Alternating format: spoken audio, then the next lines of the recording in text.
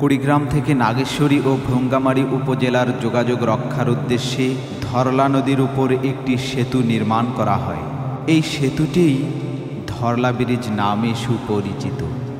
কুড়িগ্রাম থেকে নাগেশ্বরী ও ভ্রঙ্গামারী সড়ক পথে 2000 সালের 24শে ফেব্রুয়ারি শুভ উদ্বোধন করা হয় ধরলা নদীর উপর 648 মিটার দৈর্ঘ্যের এই ধরলা সেতুটি।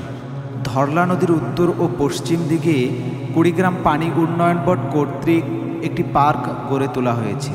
অপর পাশেই পড়ে রয়েছে বিশাল মাঠ, যা ময়দানের মাঠ নামে পরিচিত। এ মাঠে বিভিন্ন সময় চলে খেলাধুলা ও আনন্দ উৎসব। কুড়িগ্রাম ধরলা ব্রিজের পাশেই অনেক জেলেরা তারা জাল দিয়ে কিংবা বড়শি দিয়ে ধরলা নদী থেকে মাছ তুলছে। কুড়িগ্রামের কাছে ধরলা ও ব্রহ্মপুত্র নদ একত্রে মিলিত হয়েছে।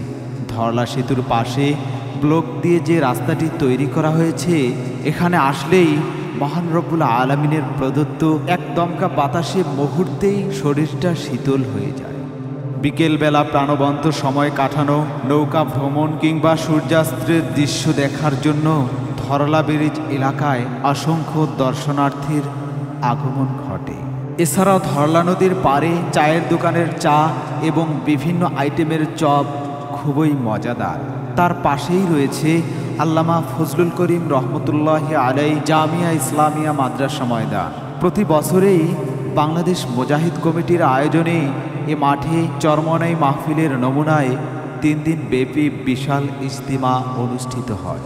এছাড়াও মাদ্রাসার মাঠে রয়েছে আল্লাহর ওলি বসিরউদ্দিন ঘুঘু মুন্সির কবর, যার লাশ 32 বছর পরেও নদী ভাঙ্গনে 2 বার অক্ষত আকারে পাওয়া যায়। এমনকি কাপড়ের কাপড়ও নষ্ট হয়নি।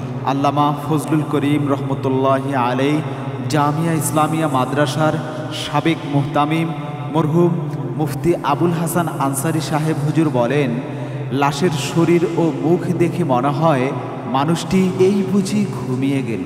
সম্মানিত মুসলিম ভাই ও বন্ধুগণ, সময় করে একটি বার হলেও ঘুঘু মুন্সির কবর জিয়ারত করে আসবেন ইনশাআল্লাহ।